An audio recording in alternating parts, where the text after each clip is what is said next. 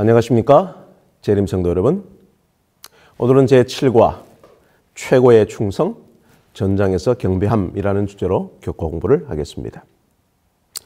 먼저 여호수아 5장 1절은 요단강 도강 기적에 대하여 가나안 본토 아모리족의 모든 왕들과 해변의 가나안 족속들의 모든 왕들이 보인 극단적인 공포를 보도해 주고 있습니다. 여호수아 5장 1절입니다. 요단 서쪽의 아모리 사람의 모든 왕들과 해변의 가나안 사람의 모든 왕들이 여호와께서 요단물을 이스라엘 자손들 앞에서 말리시고 우리를 건너게 하셨음을 듣고 마음이 녹았고 이스라엘 자손들 때문에 정신을 잃었더라. 자, 여기서 이스라엘 자손들 때문에 정신을 잃었다고 묘사할 정도로 원주민 왕들의 사기가 급격하게 꺾여버렸습니다. 하나님은 이미 가나안 땅 주민들의 마음속에 강력한 두려움을 심어 놓으셨기 때문에 이스라엘은 그저 땅을 접수하고 취하기만 하면 될 것 같은 상황입니다. 이제 이스라엘 백성은 하나님께서 오래전 조상들에게 약속하신 가나안 땅 정복이라는 꿈이 현실화되는 순간을 눈앞에 두고 있었습니다. 아군의 사기는 최상이고 적의 사기는 최악이었습니다. 군사작전은 타이밍이 생명인 만큼 이스라엘은 곧바로 이 절호의 찬스를 놓치지 않고 질풍노도와 같이 진격해 들어가야 할 순간이었습니다. 그런데 여기서 하나님은 모든 군사 행동을 일체 멈출 것을 명령하십니다. 그리고 모든 남자들로 하여금 할례를 받고 며칠 후 회복된 뒤에는 유월절 절기를 지키라는 명령을 내리십니다. 여러분, 왜 이런 비상식적인 명령을 내리셨을까요? 하나님은 단순히 싸움에서 이기고 지는 것 이상을 생각하고 계셨던 것입니다. 성도 여러분, 하나님은 당장 오늘의 위급한 상황을 돌파하는 것보다 더 중요한 무언가를 보고 계시는 분이십니다. 오늘 내 삶에 당장 코앞에 다가온 시험을 패스하고 사업에 성공하는 것보다 더 중요한 무언가가 우리에게 필요하다는 것을 깨우치시기를 원하십니다. 하나님은 우리의 인격과 생각과 마음이 진정한 승리자의 그것으로 다듬어지기를 원하십니다. 온전한 승리를 위해서는 우리 스스로의 영혼을 가다듬는 준비가 필요했던 것이기에 가장 중요한 순간에 영적인 숨고르기를 명령하신 것이었습니다. 가장 급박한 전장의 현장에서 하나님은 한 템포 멈추어 영적인 숨고르기를 통하여 이스라엘 백성들은 승리를 얻기 위해 싸우는 것이 아니라 이미 승리한 상태에서 싸운다는 것을 기억하기를 원하셨습니다. 왜냐하면 가나안 정복 전쟁은 하나님이 주도하는 거룩한 전쟁임을 이스라엘 백성들은 더욱 굳게 확신할 필요가 있었기 때문입니다. 그런 이유로 하나님은 이스라엘 백성들에게 실제적인 전쟁 준비보다 엄숙한 영적인 준비, 그 제의적 준비를 명령하십니다.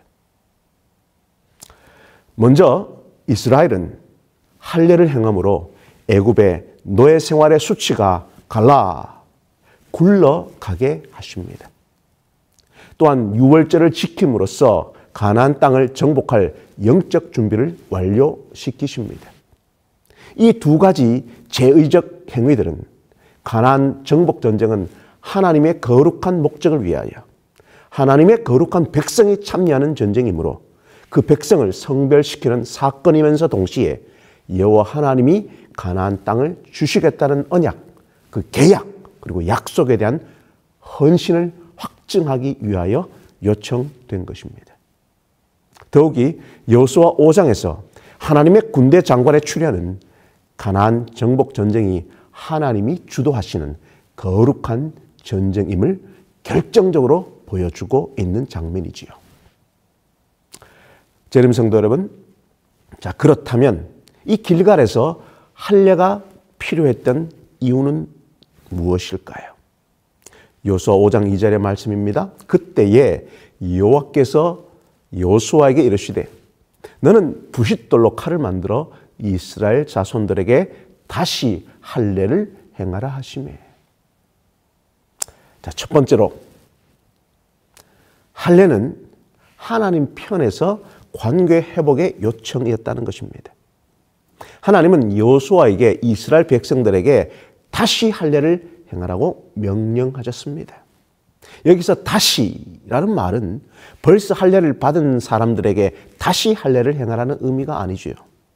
출애굽 1세대는 모든 율법을 따라 생후 8일째 되던 날에 할례를 받았던 세대이며 그들은 출애굽의 긴박한 상황 속에서 최초의 유월절을 지켰습니다.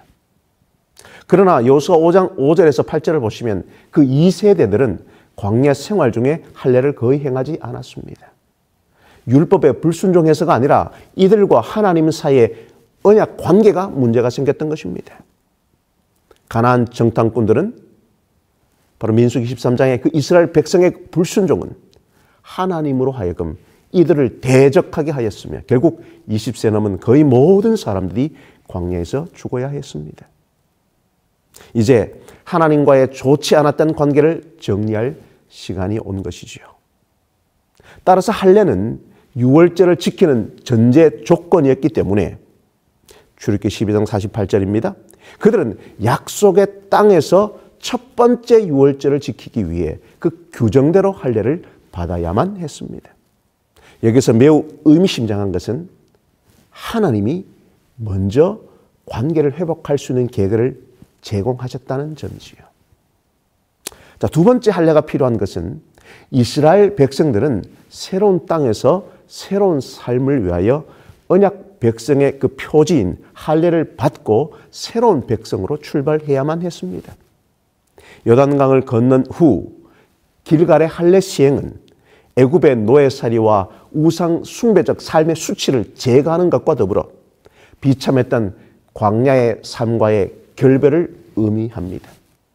또한 가데스 바네아에서 반역한 죄의 대가로 광야에서 소멸한 세대의 후손들을 조상의 망령된 불순종과 격리시키는 사역이기도 한 것이지요. 여호수아 5장 9절입니다.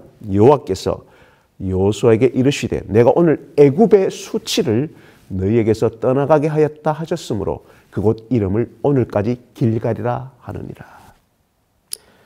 이스라엘 백성들의 할례가 다 끝난 다음에 여호와 하나님은 이들이 할례를 행했던 기브앗 하라롯 산, 즉 할례의 산, 그 포경의 언덕이라는 의미를 길갈, 굴리다, 길갈이란 새 이름으로 부르십니다.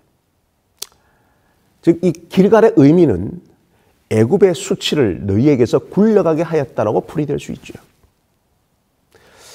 여러분, 여기서 언급이 되는 애굽의 수치는 과연 무엇을 의미할까요? 애굽에서 노예살이의 수모와 우상 숭배적 삶의 수치일 것입니다. 또한 이미 40년 전에 끝난 과거의 시점보다 현재 애굽의 수치, 즉 광야 생활이 시작된 이후 현재 진행형인 지금까지도 이스라엘 백성들이 당한 조롱과 비웃음의 수치라고 그 의미를 확장하여 생각해 볼 수도 있겠습니다. 왜냐하면 하나님께서 놀라운 기적을 통하여 출애굽했는데 그 이후 40년을 어떻게 보냈습니까? 젖과 꿀이 흐르는 땅으로 간다고 큰 소리 치며 나가더니 기본적인 의식주도 해결 못하는 광야를 여전히 헤매고 있습니다. 아마 애굽 사람들이 이런 소식을 들었으면 이렇게 비웃었을 것입니다. 야, 아직도 광야를 헤매고 있다며? 저렇게 오랫동안 광야에서 헤매느니 차라리 애굽에 남아서 우리 종노릇이나 계속하지. 그러면 배불리 먹여주고 재워줬을 텐데라며 애굽 사람들의 커다란 비웃음거리가 되었을 것입니다. 즉 우리의 과거와 현재를 잠식하고 있는 이 애굽에서의 노예 근성, 이방신들을 숭배하고 좌절감과 패배감에 젖어 살며 서로를 원망하고 남에게 의존하며 비겁하고 아무 꿈 없이 하루하루 일하고 하루 먹고 살아가는 그런 습성, 그 노예의 습성인 것이죠. 거기에는 꿈이나 기쁨이나 사랑, 믿음, 화목, 생명 등의 하나님의 사람이라면 가져야 할 풍성한 삶의 열매들이 하나도 없는 것이죠. 하나님의 관계가 하나님께 불순종함으로 깨어졌기 때문인 것입니다. 이제 드디어 이런 수치가 그칠 날이 온 것이에요. 할례를 받아서가 아니라 할례가 상징하는 하나님과의 새로운 언약 관계가 성립되어 하나님이 그 수치를 굴러가게 하셨고 하나님이 오래전에 약속하셨던 젖과 꿀이 흐르는 땅이 이스라엘 백성이 실제로 차지할 날이 가까워 온 것입니다. 이제 그들은 할례를 통하여 책임 있는 자유인, 풍성한 가나안 땅을 받을 만한 믿음과 인격을 갖춘 성숙한 하나님의 사람들로 다듬어질 필요가 있었습니다. 왜냐하면 하나님은 축복을 주시기 전에 먼저 그 축복을 감당할 만한 그릇으로 우리를 빚으시기 때문입니다. 자, 세 번째 할례가 필요했던 것은 가나안 땅에서 하나님이 주도하시는 그 첫 번째 거룩한 전쟁에 참여하는 이스라엘 백성을 몸과 마음을 깨끗게 하는 성결한 전쟁 준비의 일환이었다는 것이죠. 고대 근동에서 국가 간의 전쟁은 신들의 전쟁이었습니다. 그래서 군인들은 거룩한 종교심을 품고 전쟁에 참여했죠. 율법은 이스라엘 백성에게 거룩한 전쟁 중에 군인들의 성관계를 금지시켰습니다. 사무엘상 21장 5절 6절에. 또 진영 내에서는 배변하지 못하게 했으며 몽정을 했을 경우에도 진영 밖으로 나가 자신을 정결케 해야 했습니다. 신명기 23장 9절에 14절을 보시면요. 자, 이렇게 이스라엘 백성은 거룩한 법궤의 권위와 지위 아래서 그 부정결을 멀리하고 깨끗한 심신으로 전쟁을 수행해야 했습니다. 따라서 여리고 전쟁을 앞둔 그들의 할례 시행은 이러한 영적인 준비의 일환이었다고 볼 수 있는 것이지요. 성도 여러분, 이제 유월절을 지키는 장면을 좀 자세히 좀 살펴봅시다. 여호수아 5장 10절에서 12절의 말씀입니다. 또 이스라엘 자손들이 길갈에 진쳤고 그달 14일 저녁에는 여리고 평지에서 유월절을 지켰으며 유월절 이튿날에 그 땅의 소산물을 먹되 그날에 무교병과 볶은 곡식을 먹었더라. 또 그 땅의 소산물을 먹은 다음 날에 만나가 그쳤으니 이스라엘 사람들이 다시는 만나를 얻지 못하였고 그 해에 가나안 땅의 소출을 먹었더라. 자, 광야 기록을 살펴보면 출애굽을 한 이듬해에 이스라엘은 유월절을 지켰습니다. 민수기 9장에요. 그러나 그 이후로는 지키지 않았던 것으로 보입니다. 아마도 그 이유는 할례를 이행하지 않았기 때문으로 추측됩니다.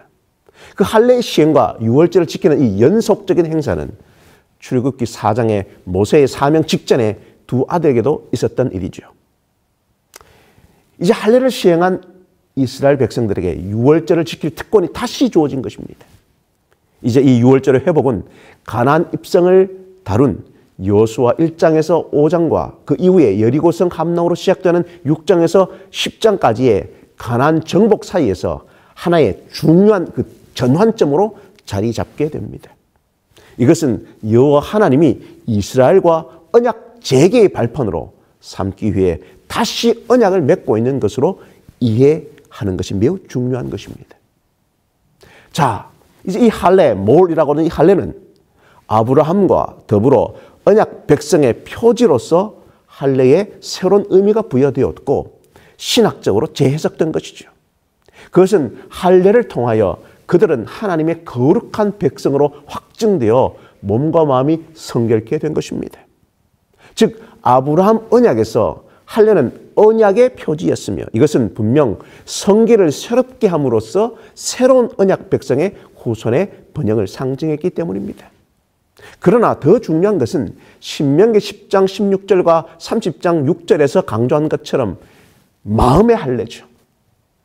이런 신명기의 신학과 정신을 계승한 여호수아서는 신명기의 마음의 할례를 분명히 인지하고 있었을 것입니다. 이제 이 두 사건, 할례의식의 부활과 함께 유월절 절기 회복은 새로운 지도자 아래서 새로운 각오로 약속의 땅을 정복할 수 있는 발판을 만들어주기 위한 하나님의 계획인 것입니다. 그 발판은 다름이 아닌 회복된 여호와 하나님과 그의 백성과의 언약 관계입니다. 더 나아가 이스라엘 역사의 새로운 시대가 열리고 있음을 암시해 주고 있는 것이지요. 자, 이제 여호수아 5장은 그 유월절을 마친 다음에는 그 땅의 소산물을 먹었으며 그 이튿날에는 만나가 그쳤다고 기록하고 있습니다. 여러분, 만나가 어떤 음식일까요? 함께 교과반에서 토론해 보면 재밌겠습니다. 그죠? 그러나 만나가 정확히 어떤 것인지 의견이 분분하지만 그 만나, 그 이름 자체가 내포하듯 도대체 이게 뭐냐? 경상도 말로 이게 뭐고? 라고 여러분 이해하시고 만나의 정체성을 규명하는 데 시간을 보내기보다는 성경의 본문이 말하고자 하는 그 논점을 더 정확하게 이해하는 이 교과 토론이 되면 더 좋겠습니다.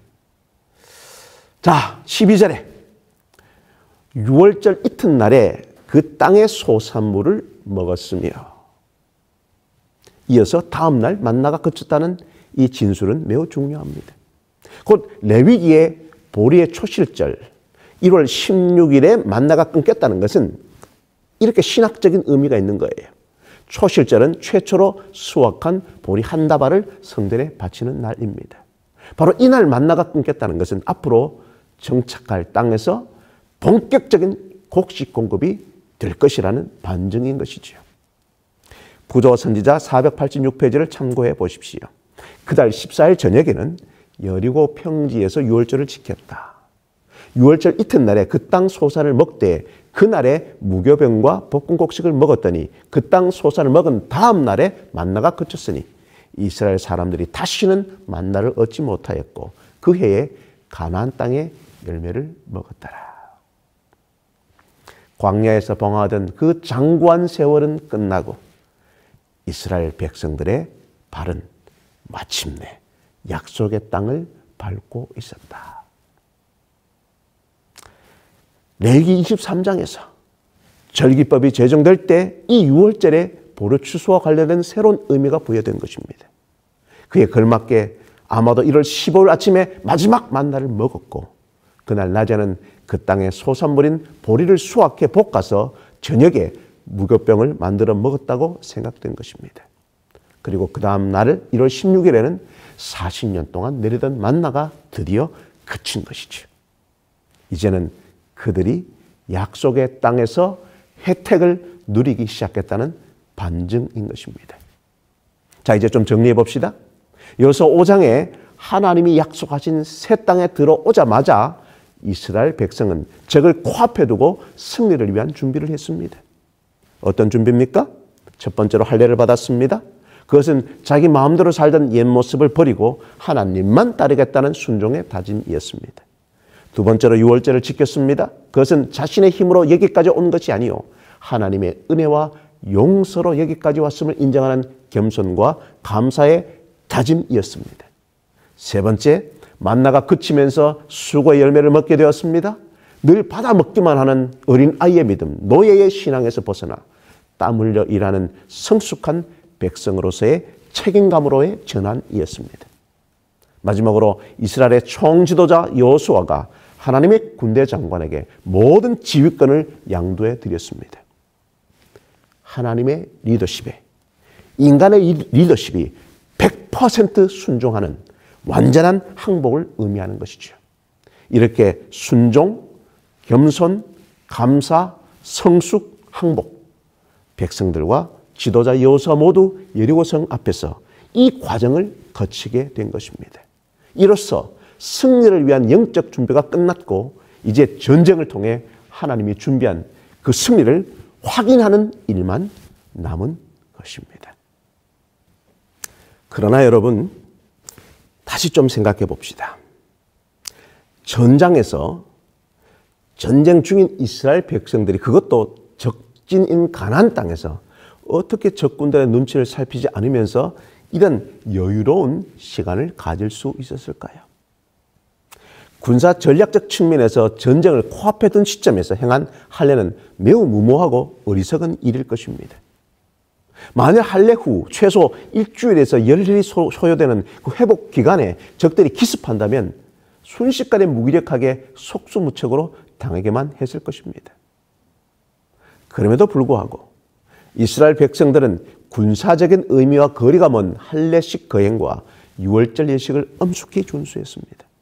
그러므로 우리는 이 지점에서 우리는 이 두 가지 제의적 준비의 명령에 순종하기 위하여 이스라엘에게 큰 믿음이 필요했음을 직시해야 합니다. 자, 그렇다면 이런 위험을 거뜬히 감수할 수 있었던 이스라엘의 믿음은 어떤 믿음이었을까요? 첫 번째로 여호수아 5장 1절은 그 이유를 확실하게 제시해주고 있습니다. 요단 서쪽의 아모리 사람의 모든 왕들과 해변의 가나안 사람의 모든 왕들이 여호와께서 요단물을 이스라엘 자손들 앞에서 말리시고 우리를 건너게 하셨음을 듣고 마음이 녹았고 이스라엘 자손들 때문에 정신을 잃었더라.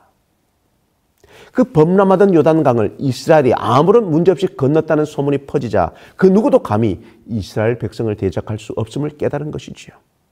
그러므로 그들의 사기가 얼마나 악화되었는지, 그들의 사기가 얼마나 약화되었는지 그들의 마음이 녹았고 정신을 잃었다는 기록이 있는 것입니다. 이 표현은 아시는 대로 라합이 여호수아 2장 10절 11절에서 정탐꾼들에게 가나안 사람들의 사기를 설명하면서 사용한 것을 그대로 재인용한 것입니다. 또한 이것은 홍해를 건넌 후 출애굽 15장에서 모세가 부른 노래의 성취이기도 하죠. 출애굽기 15장 13절 17절을 보세요. 그리고 이 1절이 강조하는 점은 모든 영광이 여호와 하나님께 돌아가야 한다는 것입니다.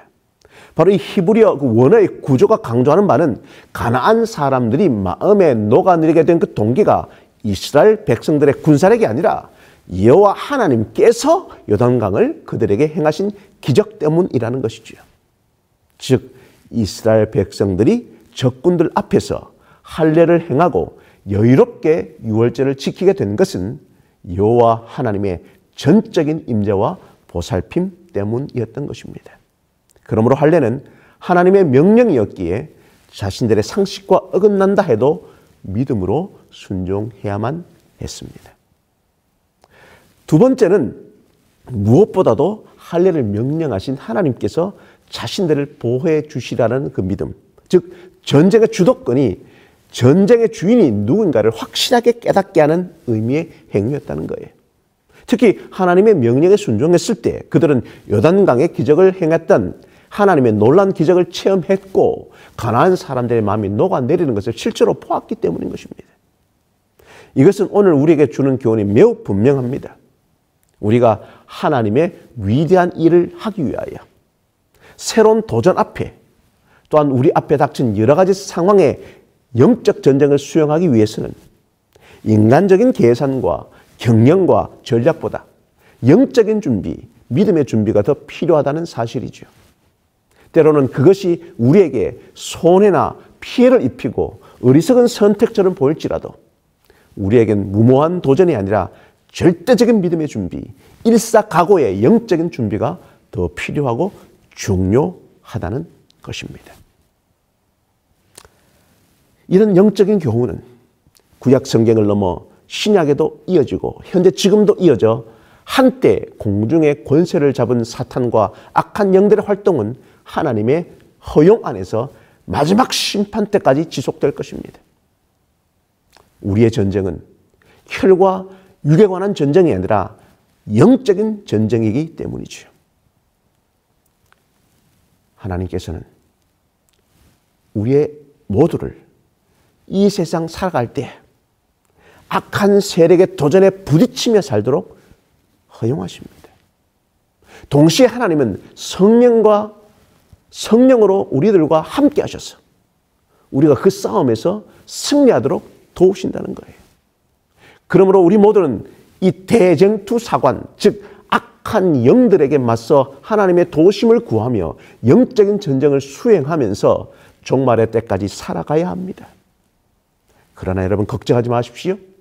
이스라엘 백성들처럼 우리는 전쟁의 주인이신 하나님께서 이미 주신 승리가 보장된 영적 전쟁을 지금 수행하고 있는 것입니다.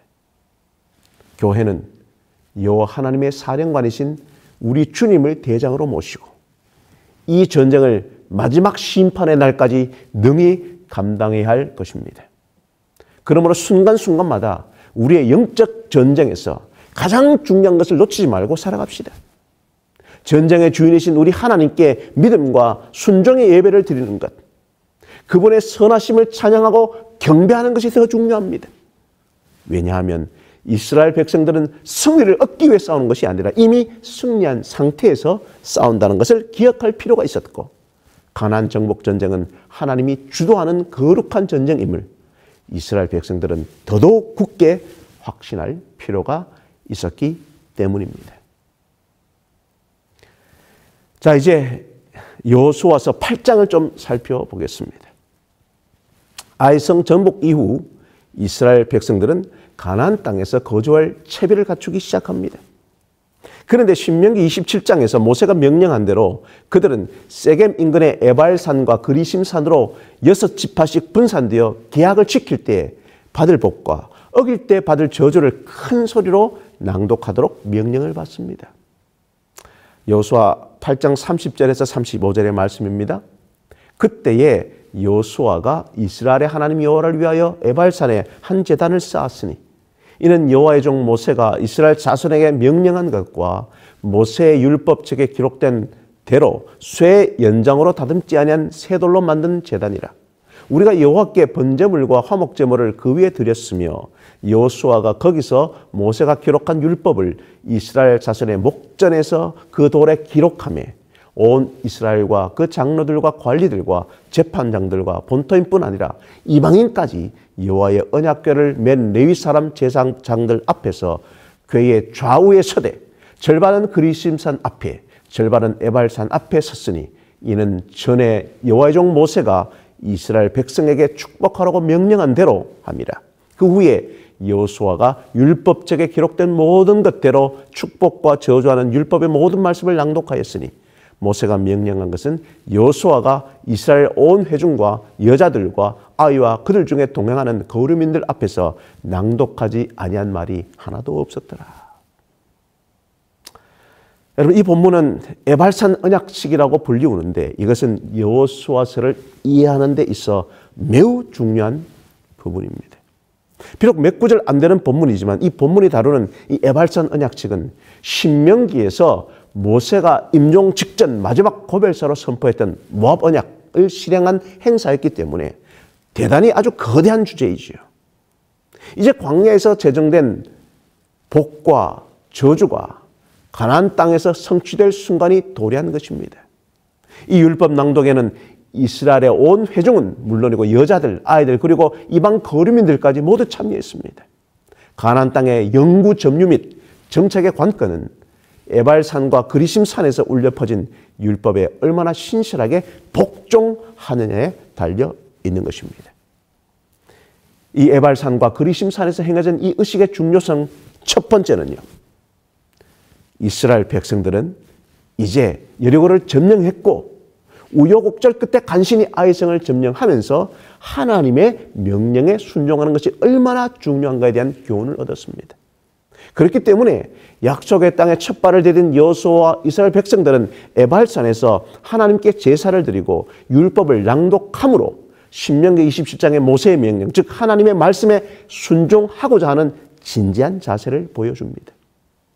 저자는 여호수아가 얼마나 조심스럽게 하나님의 기록된 말씀을 상세히 따르고 있는지를 보여주기 위해 8장 31절에 모세의 율법책에 기록된 대로, 33절에 모세가 명한 대로, 34절에 율법책에 기록된 대로라는 표현을 반복적으로 사용하고 있는 것이죠. 자, 두 번째는 하나님의 말씀을 강조하고 있습니다. 여호수아 8장 32절에 모세가 기록한 율법을 이스라엘 자손의 목전에서 그 돌에 기록하며 저자는 이스라엘 백성이 약속의 땅에서 그들에게 분명한 가르침과 그 지침서, 이 가이드라인이 있다는 것을 강조하고 있는 거예요.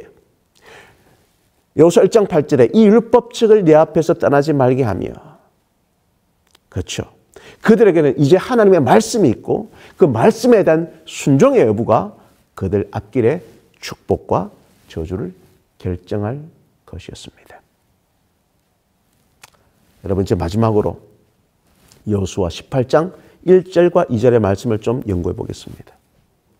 이스라엘 자손의 온 회중이 실로에 모여서 거기에 회막을 세웠으며 그 땅은 그들 앞에서 돌아와 정복되었더라. 그러나 이스라엘 자손 중에 그 기업의 분배를 받지 못한 자가 아직도 7지파라. 이 여호수아 18장은 여호수아 시대의 그 중앙 성소격인 실로에서 진행된 가나안 땅 도상 분배 과정을 보도해 주고 있습니다. 이때 길갈에서 1차 땅 분배 완료 이후에 그 무대가 갑자기 실로로 바뀌어요. 1절에서 보시면 이 실로에 성막이 세워졌다는 역사적 사실을 보고해 주고 있습니다. 이제 길갈이 아닌 한 번도 역사적이거나 사회적 주류였던 적이 없었던 이 변두리 작은 마을이었던 실로가 하나님의 주도적인 선택으로 이스라엘의 본진이 구축된 성읍이 되었고, 특히 그 땅은 그들 앞에서 정복되었다는 표현은 이 성막 설치 예식은 땅의 정복이 실질적으로 완료된 시점에서 하나님께서 이스라엘 백성에게 약속하신 쉼이 실현되었음을 상징적으로 축하하는 행사라는 의미인 것입니다. 신명기 12장 10절입니다. 너희가 요단을 건너 너희 하나님 여호와께서 너희에게 기업으로 주시는 땅에 거주하게 될 때, 혹은 여호와께서 너희에게 너희 주의 모든 대적을 이기게 하시고 너희에게 안식을 주사 너희를 평안히 거주하게 하실 때에. 자, 이제 실로는 길갈을 대신하여 가나안 땅의 정중앙에 위치하여 영적 지도의 사령부가 되어 예루살렘이 통일 이스라엘의 수도가 되기 전까지 예배의 중심지 및 영적인 구심점 역할을 하게 한 것입니다. 지금까지 길갈이 이스라엘의 본부였고 성소가 거기 있었다. 그러나 성소는 영구적으로 안착할 곳으로 선택된 장소로 옮겨야만 했다. 그곳은 에브라임 땅에 있는 작은 성읍 실로였다. 이곳은 가나안 땅의 거의 중앙에 있었고 모든 지파가 출입하기에 편리한 곳이었다. 이곳은 완전히 정복한 땅의 일부였으므로 예배자들은 출입하는 데 아무런 방해도 받지 않았을 것이다. 이스라엘 자손의 온 회중이 실로에 모여서 거기 회막을 세웠다. 부자와 선지자 514페이지의 말씀을 참고해 보시면 좋겠습니다. 재림 성도 여러분, 저는 학창시절에 아마추어 레슬링 선수였습니다. 몸이 부딪히는 격렬한 투기 종목인 레슬링 경기에서 전반전이 끝나고 후반전을 준비하는 이 하프타임은 매우 중요한 시간이었습니다. 그렇습니다. 대부분의 운동 경기에 하프타임이 꼭 필요하듯이 인생에도 하프타임이 필요합니다. 하프타임은 실전으로 뛰었던 전반전의 실수와 성공, 그리고 상대의 실수와 성공들을 종합 분석해서 후반전을 준비하는 시간이지요. 전반전에 지고 있다면 후반전에 역전하기 위하여 반드시 새 작전이 필요하고요. 전반전에 이기고 있었다면 후반전에 역전당하지 않기 위하여 또한 작전이 필요합니다. 지나친 패배감이나 반대로 자만심은 그대로 결정적인 패배로 이어질 수 있기 때문인 것입니다.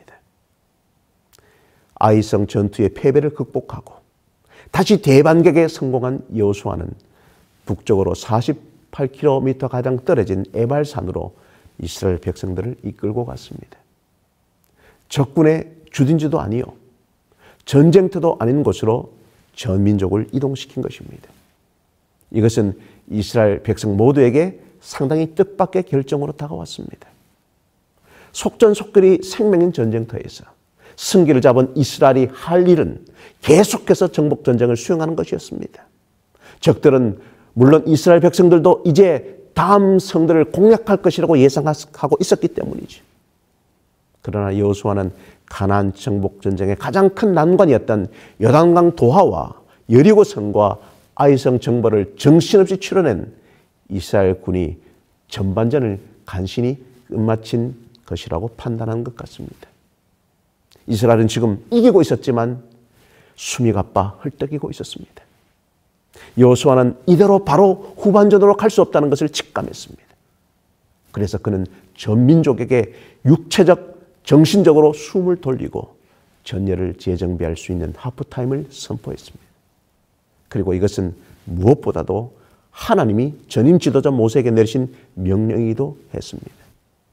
약속의 땅 가나안에 들어가게 되면 반드시 에발산을 찾아가서 거기서 단을 쌓고 예배를 드리라는 명령을 오래전에 하신 것이죠. 하나님을 바라보며 하루 종일 말씀을 새기고 말씀을 듣는 이스라엘 백성의 모습은 우리 인생의 진정한 우선순위가 무엇이어야 하는지를 보여줍니다. 나라와 개인 모두에게 있어서 전쟁만큼 절박한 상황은 없지요. 이스라엘이 바로 이런 절박한 전쟁 상황에 있었지만 그들은 하루 종일 하나님의 말씀을 듣고 마음에 새겼습니다. 그들은 하나님의 말씀을 듣는 일에 최상의 가치를 부여했습니다. 이와 같은 자세는 앞으로 전개될 가나안 정복 전쟁에서 이스라엘이 다시는 아이성의 패배와 같은 수치를 당하지 않고 연승할 수 있었던 비결이었습니다. 존경하는 재림 성도 여러분, 하나님의 말씀을 들을 시간이 없을 만큼 바빠서는 안 됩니다. 그것은 차를 몰고 다니느라 바빠서 기름 넣을 시간이 없다고 하는 것과 마찬가지죠. 기름을 제때 넣지 않으면 언젠가는 넣고 싶어도 넣지 못하는 상황에 봉착하게 됩니다. 예기치 못한 때에 차가 서버려 큰 곤란을 겪게 될 것입니다. 하나님의 말씀도 제때 듣지 못하면 영혼이 서서히 고갈되기 시작해 언젠가는 듣고 싶어도 듣지 못하는 상황에 봉착하게 됩니다. 가장 필요한 때, 가장 예기치 못한 때에 인생이 마비되어 버릴 수도 있습니다. C.S. 루이스 교수는 인간 최대의 존엄성은 주도권이 아니라 반응에 있다고 말했습니다. 하나님이 말씀하시면 우리는 들어야 합니다. 하나님이 두드리시면 우리는 마음을 열어야 합니다. 또한 하나님이 씨를 뿌리시면 우리는 열매를 맺어야 합니다. 전반전에서 지치고 피곤한 선수들을 하프타임의 신호와 함께 맞아주는 감독처럼 하나님은 우리 인생의 하프타임을 선언하시고 초대하시는 때가 있습니다. 아무리 늦은 시간에 두드리시고 아무리 낮은 모습으로 나타나셔도 하나님이 우리 삶의 현장에 오시면 우리는 그 임재만으로도 새 힘을 얻고 그의 말씀으로 양분을 얻습니다. 우리 마음속에 하나님의 말씀이 새겨질 공간, 하나님이 우리의 지친 영혼을 만질 수 있는 그 공간, 그것이 바로 하프타임이며 지금 당신이 가장 필요로 하는 것입니다. 성도 여러분, 아무리 급박한 삶의 전쟁터에 서 있다 하더라도 과감하게 멈추고 하프타임을 선언하십시오. 당신이 서 있는 곳을 예배의 장소로 만드십시오. 거기서 하나님이 주시는 말씀을 들으십시오. 그 말씀을 묵상하고 깊이 새기십시오. 모든 전쟁의 주인이신 하나님께 최고의 충성을 그 시간에 서약하십시오. 어떤 고난의 상황일지라도 그 하나님이 반드시 우리의 삶을 형통케 하실 것입니다. 합력하여 선을 이루어 주실 것입니다. 그런즉 너희는 먼저 그의 나라와 그의 의를 구하라. 그리하면 이 모든 것을 너희에게 더하시리라.